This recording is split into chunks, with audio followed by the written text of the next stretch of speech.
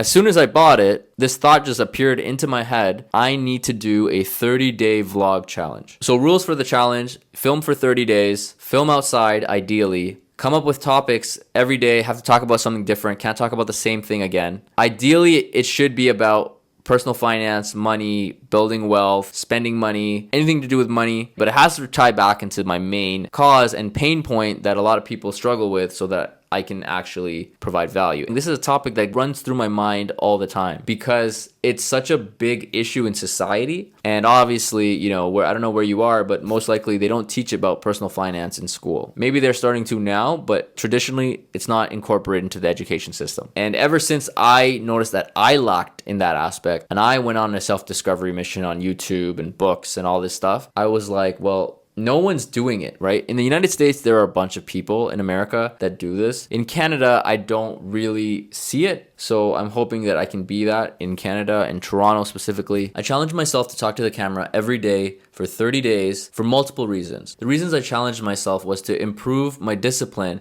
of doing something and committing to something for 30 days. The obvious one that everybody makes these videos for, which is to improve my confidence, to have content to post, and that would enable me to commit to making content and posting content on a regular basis. Obviously when you film for 30 days, you end up with a bunch of content. Ideally, you can post it all. In my scenario, I will be posting every single one of those 30 days, clips from it and entire videos from it. And the last reason and the most important reason for me to actually do this was that my purpose in life, that I believe to be my purpose in life, is to educate people on financial literacy, specifically on investing. The reason that really pushed me is I have these conversations on a regular basis with my friends, my immediate circle, my coworkers about financial literacy, and more specifically, the struggle and challenge of buying a house in 2024. Most people kind of look at it on a high level and don't really think too deeply about buying a house, when in reality, it is a huge challenge and there's a lot of misinformation out there about buying a house in today's day and age, especially when you're starting to save now. I felt that I'm in the same boat with a lot of people.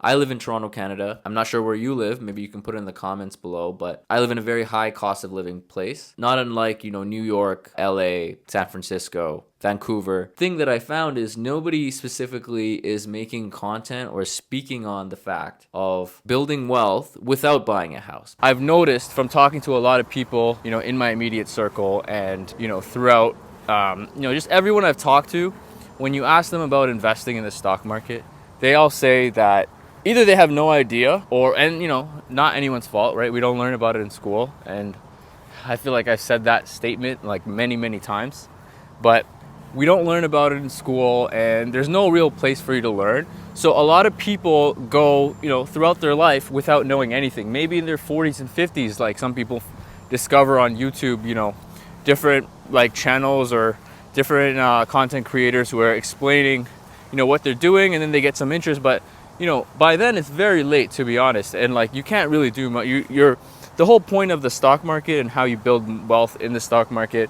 and for yourself is from compounding, where you're investing, and the more time you give your investments, the more they compound, ideally, if you're investing in the right things. There's this guy, I forget his name. I'll put it somewhere in the video here, in Canada, who built his wealth and is now retired. He retired at 40 years old. He built his wealth investing into the United States in the stock market, as well as investing in the United States in real estate. And he retired completely off of that. He's a Canadian person, Canadian born. You've probably seen him on TikTok, but anyways, he posted a very interesting piece of content recently talking about how in Canada specifically, we primarily build our wealth by owning a home, and that's by buying a house. The poor and middle class buy a house in hopes of building wealth, whereas the wealthy, they've already built their wealth in other areas, and buying real estate is just a smart, prudent thing to do at their position. And it just helps you to continue to build wealth and leverage what you've already built. But when you're putting all your eggs in one basket, that is the recipe for disaster, and that I see it all the time. Like I hear stories all the time. I've looked it up. It's something I'm very passionate about. It's a huge pain point in a lot of people's minds. People don't talk about it enough. And because nobody was making content on things like this, I just felt that it was my job to do it. It all started with me noticing that my audio setup was nowhere near what it is now, and I had a $25 microphone from Amazon. I got to the point where I outgrew it, and I was like, I need an upgrade. I bought these DJI Mic 2 or whatever. I don't know what it is, to be honest. There's many versions of it, but it's the $400 Canadian.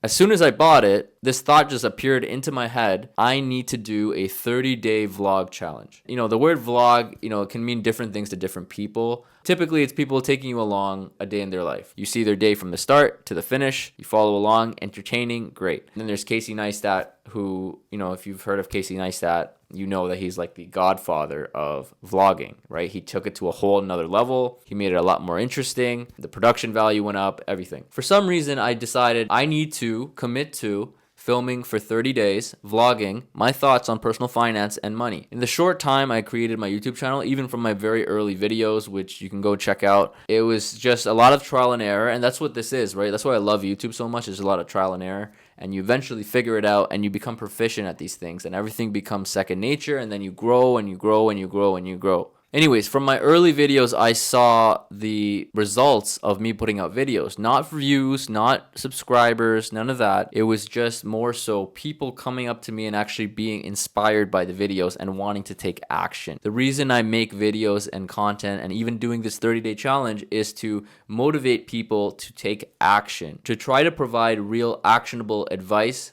based on my own discovery. I'm able to do that in my small circle, but I kind of want to spread that out. And that's why I challenged myself to do this, because I felt that I needed to come through and actually, do this 30-day challenge, come up with topics every single day that could help somebody, or at least get the gears in their head spinning so that they could actually improve their life. There's a lot of people out there with negative mindsets that just want to stay poor forever. Like, that's fine. There's a lot of self-defeat and fear and all that stuff, right? But there are other people that have a little bit of shred of hope, or even like very optimistic, and they just don't know where to start. They don't have that, someone to have that conversation with them. So I wanted to be that person to have this conversation with all kinds of people, especially if you're in Toronto or Canada or somewhere, some high cost of living place, because you can't buy a house. And it's important to buy a house because that is your largest expense that you have on a monthly basis. And if you can control that or minimize that, then you can live a very happy and stress-free life in terms of the financial aspect. You won't have to worry about your finances, which is a big part of life. Like life, there's many things. There's relationships, there's health, there's finances, there's many little things that we need to tackle and master if we want to live a fruitful life or a very stress-free, relaxed life, live a long life, because stress is a big part of it. The first couple days were very, very tough. I was like, oh, there's other people on these other benches. There's people looking at me. If you've ever started to make content, you clear your throat. You have multiple takes before you actually start. And the biggest thing for me is the videos that I would post on YouTube before was not really me. It was more so me planning and preparing and memorizing some things that I thought would be great structure for my video. This vlog setup was completely different because everything is coming off the top of my head. And in that scenario, I can be myself. I become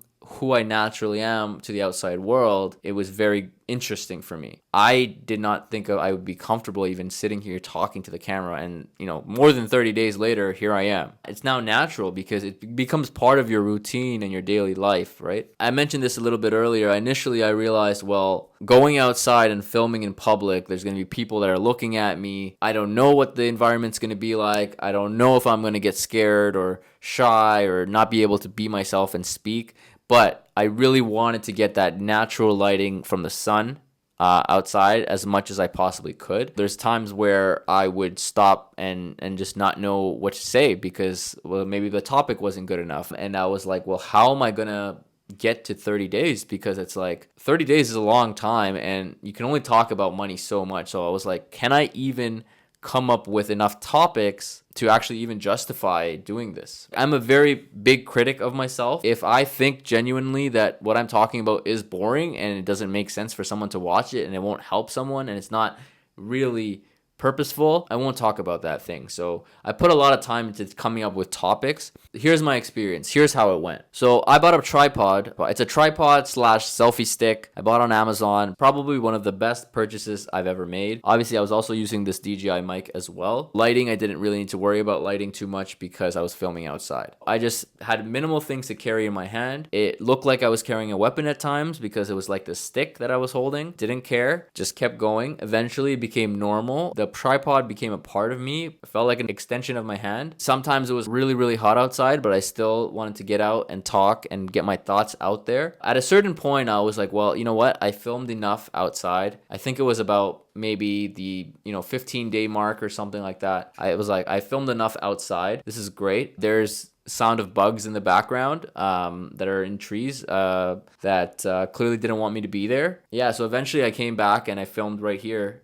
in my room. Now this habit is kind of locked in me. Maybe I can make it a little bit easier on myself. Come inside, film in my room. It was very challenging at times coming home from work. Normally I just relax and try to unwind, but I'm like, well, if I relax and unwind before I film a video, then the video is not coming out and I'm going to make an excuse. So I always challenge myself to film right when I got home from work or early in the morning before I went to work. Weekends were a lot easier. Before I did anything else after work, I would always challenge myself to film first. So I would have the topic on hand. The hardest part was actually coming up with the topics, right? Doing this enabled me to now be like, well, I can talk about anything now. And I can make content on anything and it just comes second nature. It's just natural to me. Very easy. I have the equipment for it. I can go outside and film, no problem. I can film in my car, no problem. Any thought that comes to me, I want to put out there now. Anything major that I feel like someone can relate to. Maybe it's funny. Maybe it'll help somebody. Ideally, all three combined would be the best. If you have any sort of curiosity about money, personal finance, I was very candid with my thoughts. It's something that I think about a lot and I'm hoping that it'll get people thinking and wake up and actually understand that there's more than one way to skin a cat or, more than one way to build wealth. Hopefully we can share that journey with each other and build a community here. Ramit Sethi in the United States. If you're in the US, you've probably heard of him. Probably one of my biggest inspirations actually for doing this was Dave Ramsey, and Ramit Sethi is probably right at the top. I hope to have even a fraction of the impact that they've had. Be sure to subscribe if you want to see the 30 days of vlogs, and I'll see you guys in the next one.